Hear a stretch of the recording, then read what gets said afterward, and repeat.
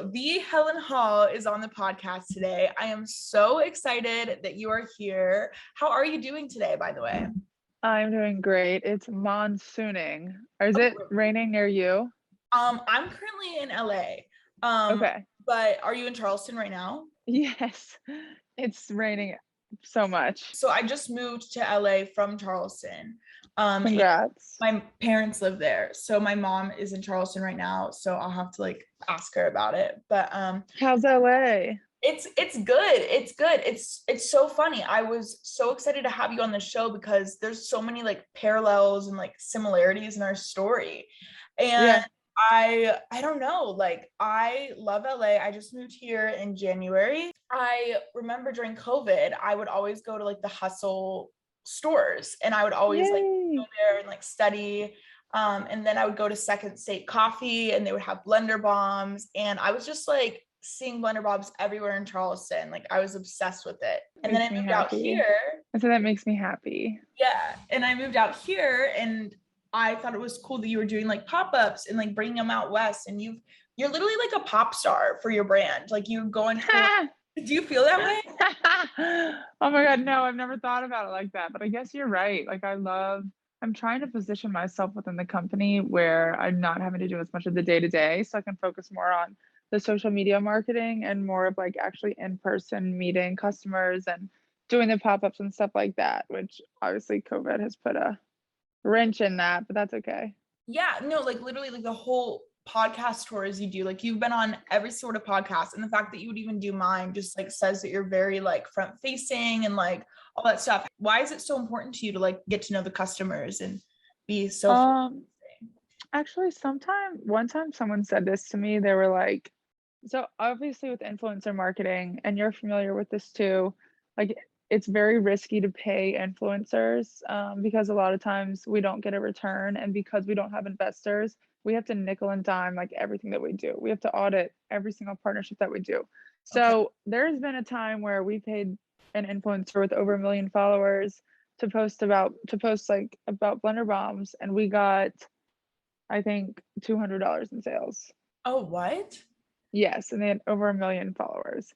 And I was talking to someone, I was telling them that, and they're like, Helen, you can either pay someone with over 1 million followers, that's so expensive. Yeah. Or like you can go to an event with 30 people and like actually engage strongly with 30 people who are there, and you'll get way more than like $200 in sales, right? So I've always kind of thought about it. You know, some people get frustrated, like, oh, only 200 people viewed my story today. Think about how big a room has to be to fit 200 people. Mm-hmm. Like, even think about how big a classroom is of 30 people. Like, to me, any exposure is worth my time. You never know who you're going to resonate with. Like when you started your business, it was in 2019, right? So did you think, oh, everything's online now, like this isn't going to work? Or were you like, no, like it will never die. Like reaching people face to face will never die. Yeah, it will never die. Oh, reaching people face to face will never die. Yeah, that's so I think if anything, it's going to get more important because people are so sick of just, you know, not saying sick of, like, they're just sick of constantly being braided by sales through advertising and all that stuff now. Yeah, like they want something real and authentic. Yeah. So I know that you went to University of South Carolina, right? Go Cox. Yeah, so did I. How was your experience there? I did not learn anything. Yeah. Really. What was your major? I majored in public relations. Okay. I did like the fashion retail marketing thing. Okay. And the only thing that I remember from my education there was when the founder of Brackish Bow Ties, which is a Charleston company, came and spoke to my class. And I still remember that to this day. And I remember thinking, damn, that's so cool. What an outside of the box idea, taking bird feathers, putting them on bow ties, like reduce, reuse, recycle. I just thought it was the coolest thing. And I thought the design was incredible. But my time at college was so fun. I made the best friends. I'm going to a lake weekend this weekend with like all my sorority college friends. Oh, really? What sorority were you in? Katie. Oh, really? Were you in one? No, I rushed and I got Pi Beta Phi and I dropped it like the first day just because I was like, I don't know. But I really like, I like had a lot of friends in sorority life, so I like went to everything. It was fun. Yeah, it was interesting. But when you were in school, did you like have a goal in mind to go into fashion, or were you thinking that you were Yes. going to do something different? I wanted to do like fashion design When did that change or for you? it changed when I started dating someone and I loved him like at the time and I wanted to move to Charleston to be with him. And so I just kind of shifted my focus to finding a new job, a new career path. Because Okay. like Charleston, mm, there's no real fashion design here. Yeah, that's like And I why know I didn't want to do sales. you didn't want to do sales. Yeah. Yeah, I don't think anybody does. And but here you are like selling your product every day, face to face. Yeah. So when you moved to Charleston, what job did you have there? Oh gosh, I had a few. I worked for an interior design place and I hated it. And then I quit that. And I remember my boss was so mad at me when I quit, which I took from that. What I learned from that was I don't ever want to make my employees feel bad for quitting. Like, I want them to know that if they have the desire to quit, like, I will welcome that with open arms because I don't want anyone at representing my brand who isn't fully invested. And I don't want to ever make anyone feel trapped, whether it's a friendship, an employee boss relationship, a actual like intimate relationship. Like I don't want anyone to ever feel trapped. So that's a lesson I learned from that. And then I went into the life and I worked for a company like a technology company, a corporate, and it was just horrible Yeah. Why did you not like the corporate scene? because I was trapped and controlled. Like I felt I had to clock out to go to the damn bathroom. Really? I was like, am I a human or what am I? Interesting. Yeah, it was So bizarre. you started this business in 2019 because you were already making these blender bombs for your friends and family. It was actually 2017. Okay, 2017. When did the difference between like making them for friends and family and like starting an actual business happen? I was making them for like personal training clients and friends and family and like honestly just friends too, on top of the mostly personal training clients. But once random people started like sliding in my DMs and getting my phone number from friends and asking me for them, that's when I was like, huh, this is interesting. Like, I guess I'll sell them. And then I had to, because I was just selling them to my clients, my friends, my family at cost. Like, I wasn't making a profit off of them. Okay. And once enough, like, outsiders, I guess, started asking for them, that's when I decided to turn it into a business because I had to make it worth my time. Like, I didn't want to say no. That is one time when being a yes person was a good thing. Now I'm not necessarily a yes person, but I was back then. And so I just said yes to everybody who wanted it. And if because of that, I was forced to kind of turn it into a business. Okay. So you turned it into a business then. Did you think like this is going to stay in Charleston forever, like Charleston based? Like Mm-mm. what was it like then? Like where was your mind at? No, my mind was always thinking big. Like, actually, that's one of the books that I'm obsessed with is The Magic of Thinking Big. And that book is literally ingrained in my psyche. So I don't ever think small.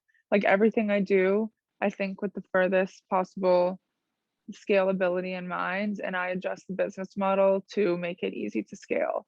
So with Blender Bombs, it's like, there's been so many other products we could have launched into the Blender Bombs line, but you have to think about mastering your scale. And so Blender Bombs are easy to scale because it's raw food. It doesn't have to be refrigerated. Yeah, of course, I could sell naked smoothies and make them Blender Bomb smoothies. I could do that. But to scale that, I would have to give up equity in my company and it would take a long time to do that. And I don't want to do that. So we kind of like take the path of least resistance on a lot of things. Mm-hmm.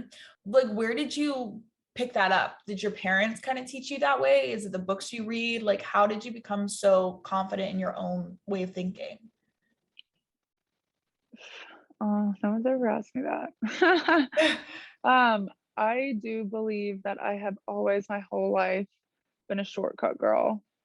Sometimes not good. Like I definitely cheated my way through college for sure. Like if I could take a course online, I would do that just because I would look up the answers, which And I'm not saying that's a good thing. I'm not proud of that because I did not learn and retain information the way I should have. But what I did do was I mastered maximum results, minimum amount of effort. Like that Mhm. is my motto that I live by. And for the position that I'm in now, it works. I have always done that. Like when I was making my own clothes in college or in high school, I would not actually it started when I was a baby. It started when I was a kid. Like Mhm. when I was in elementary school and I would make purses out of leftover fabrics. My mom owned a furniture store.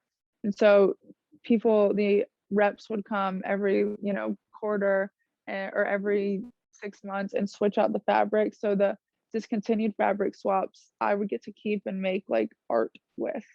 And so I would fold the fabric in half and I would staple it together rather than sewing it Mhm. because stapling is more efficient and like who the fuck cares, right? And when I was making dresses in high school, like again, I would staple things or I would tie things, like because sewing is not efficient. Yeah. Same thing with eating. Like I don't cook because cooking to me is absolutely the most inefficient thing I could do, which is why we have a food truck and a smoothie bar. Because if you think about it, to cook, some people look at cook as artwork, and there's different types of people out there, right? Like I'm efficient. Some people like the slowness of cooking and it's beautiful and they like putting the intention in their food. And those are the types of people I buy my food from, right? Yeah. And so, but to think about it, you have to go online, get a recipe. Then you have to calculate how much you need, whether it's gonna be one person or four person, etc. Then you have to go to the grocery store, wait in the checkout line, unwrap all the packaging, throw the packaging away. Your trash can's full by the time you're done cooking, so you have to take the trash bag out to the trash can. Then you have to actually do the cooking, which takes 45 minutes to an hour. Then you have to clean up the cooking. Then you have to put the dishes back. It is so, it's just, I'm heated. Thank you Yeah. guys. Yeah, I mean, it is a lot of work, and I get what you mean about like it could be an art, but at the same time, your time for like the preparation is more valuable, like if you're working or something, like even blender bombs, like I actually genuinely like the taste of like eating the raw like Yeah, blender me bomb. too. Yeah, and I think a lot of times, like with that perspective, people can think you like sacrifice taste or sacrifice like enjoying something, but I don't necessarily think that's true with your products. Do you intentionally make it an enjoyable experience? I intentionally did not add a lot of sugar to the Mhm. blender bomb because I used to be addicted to energy bites that had protein powder in it because protein powder is like straight protein becomes sugar in your bloodstream. And so you can get addicted to protein powder like easily, the taste of Oh the vanilla wow. or the chocolate or whatever.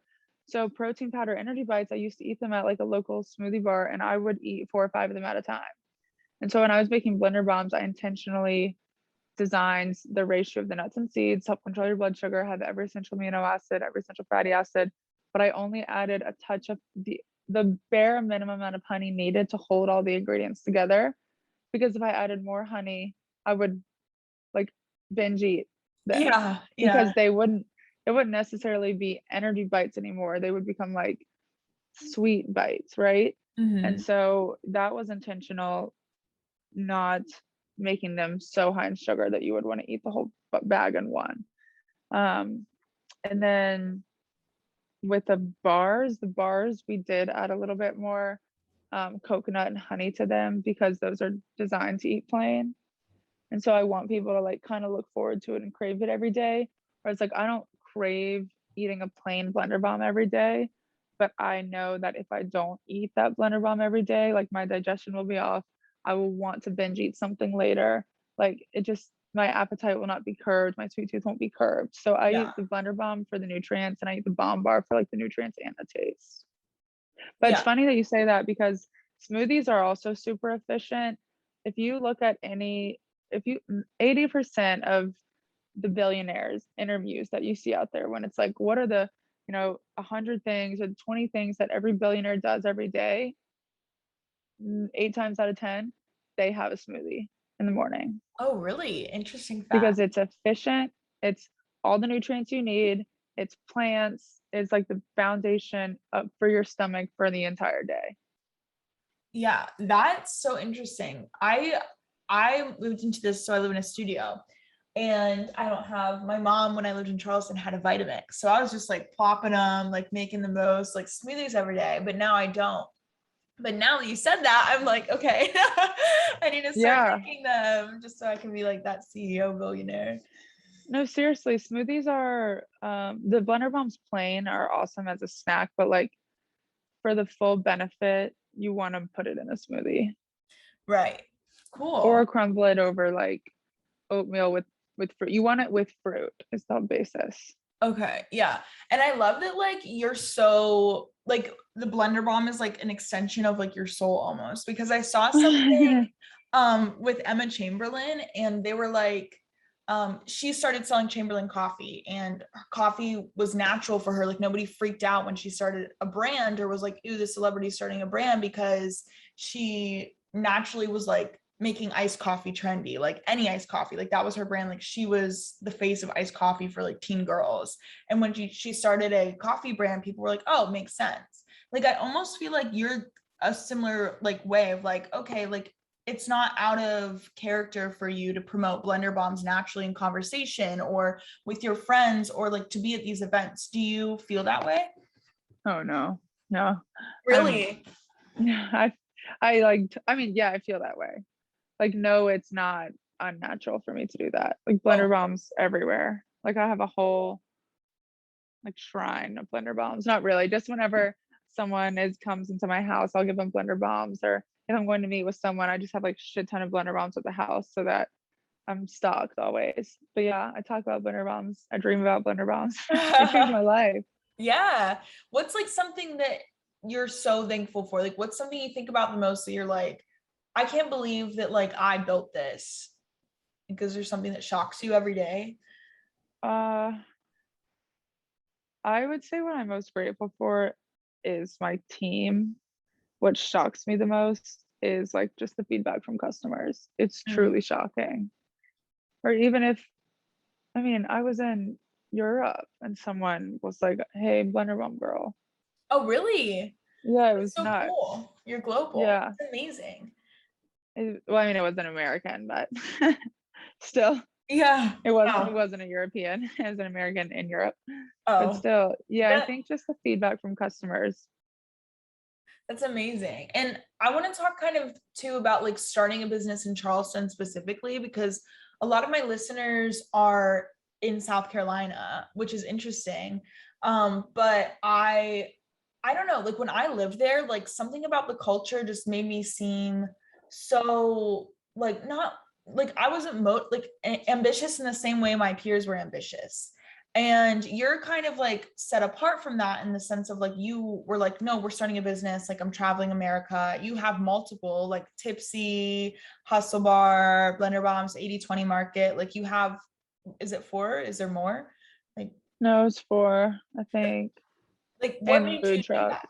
Oh, in the food truck. See, there's so many things that you're doing. Like, how did you start that? Like, and why Charleston out of all places? Because you didn't want to move or Yeah, so I grew up in Atlanta. So okay. both my parents like had their own small businesses. And Cool. so, working, I never started a business for like the independence. I never started a business for the glory of starting a business. Mhm. When I say I had no idea what the fuck I was doing, like truly to my core, I had no idea what I was doing. And I still don't, I still don't. You should have listened in on my dinner last night. I went to dinner with like a fractional CFO guy and I was asking him the dumbest questions because I don't know what I'm doing, but I'm not afraid to ask questions. But when it comes to Mhm. Charleston, like I feel like a lot of people who grew up in Charleston are completely unmotivated. I mean, I really do. It's like Peter Pan land. Mhm. Um, you're by the beach, everything's beautiful, everything's romantic. It's almost kind of nice in a way that people who grow up here necessarily don't have this drive to be like super, super, super, super successful because life is about slowing down as well.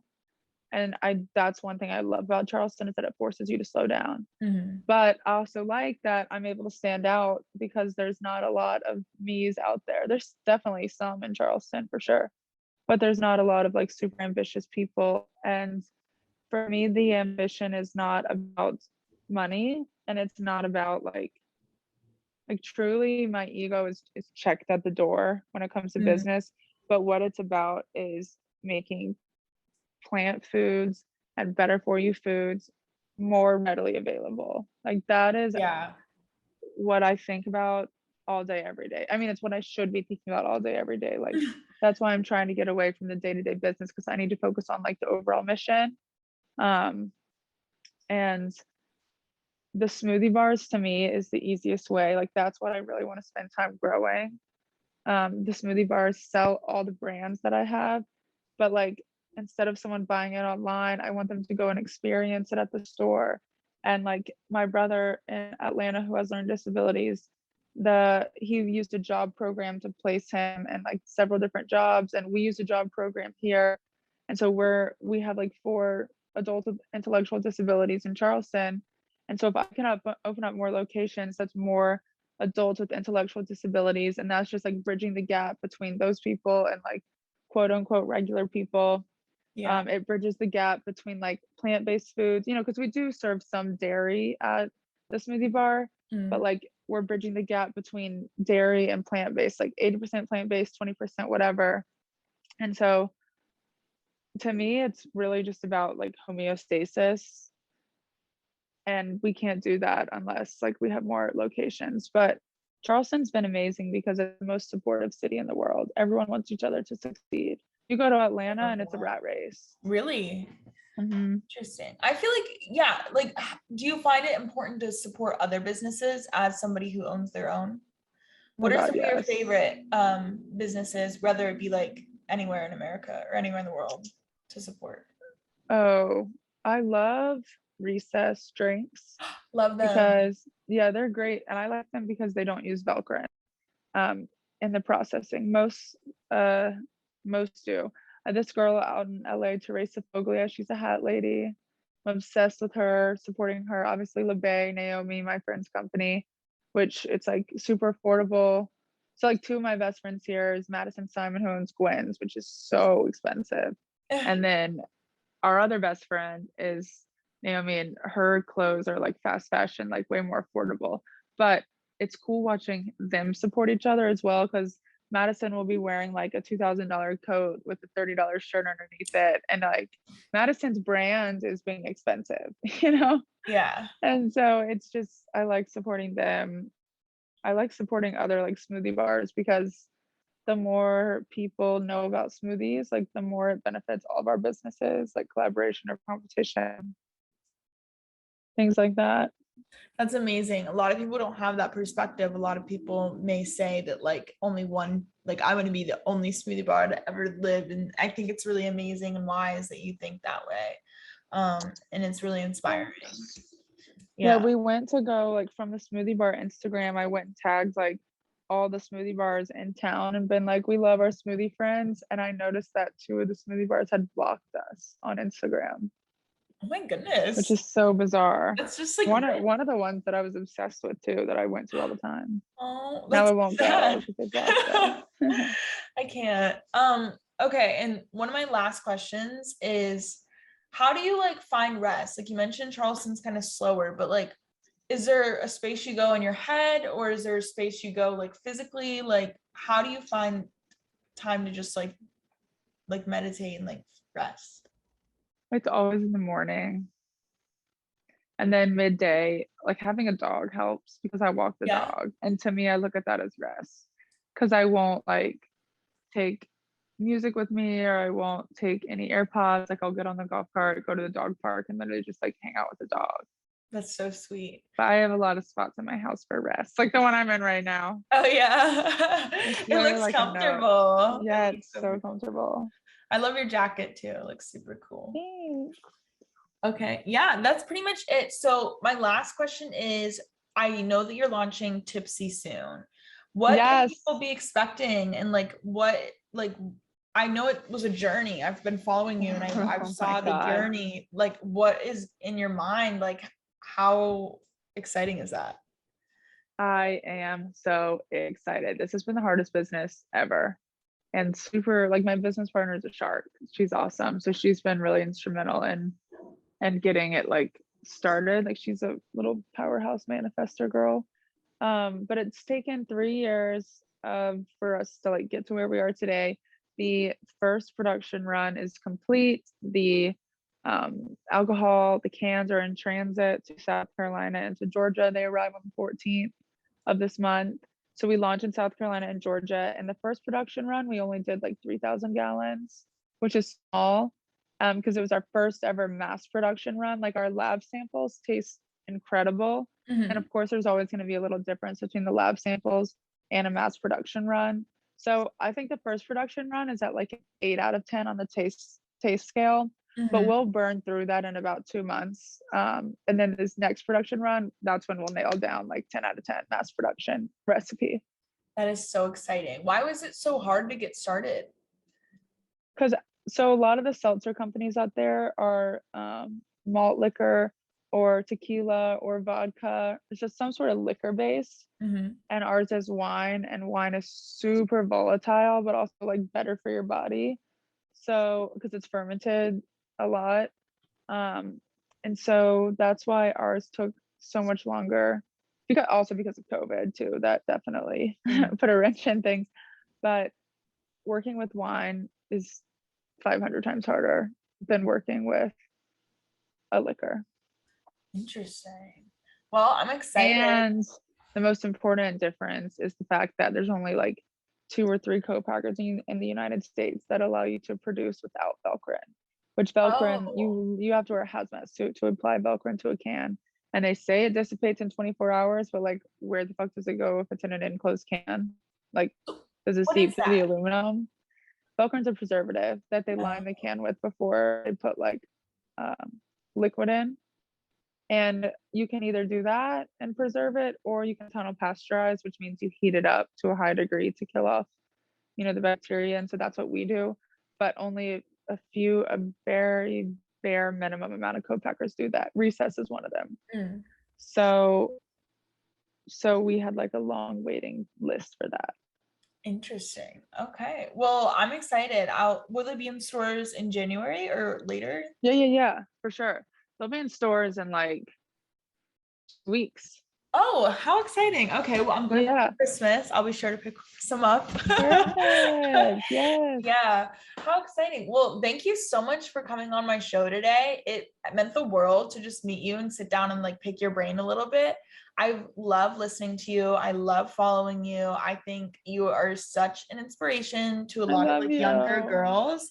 And it's so cool because like you're from University of South Carolina, you're from South Carolina, you're from Atlanta, and it's really cool to see somebody come out, of that area. I don't really care about football. Yeah, I don't really either. I like never went to the games. Yeah, I just went to the tailgate. Thank you for saying that. That means a lot. Like I hope one day I can get to a point where I'm just like mentoring and helping other people. That's not anytime soon yet, just because we've got to focus on the businesses right now. But like once I got a lot more to learn. But once I like learn that stuff, hopefully I can just keep teaching other people. That's amazing. And you're probably teaching people on the way too. Like, we'll never think we're reaching that point. So it's cool that you're like still going out there, trying these things and meeting like with mentors, like to learn more and asking questions that probably all the time. Like that's the way to be. So it's really awesome. It's really humble. And yeah, like I'm just super thankful. Where can they shop Blender Bombs, follow you on social and more? So blenderbombs.com, and they can use your code Carly Adair, right? Yeah. 15% off. Carly Adair for 15% off. You can also buy the products on Amazon. We're sold at Walmart in the Southeast. We're sold at Whole Foods nationally. Some Costco's in the Southeast. And then if anyone has any questions, just DM my personal, which is at Helen Hall on Instagram. All right. Well, thank you so much.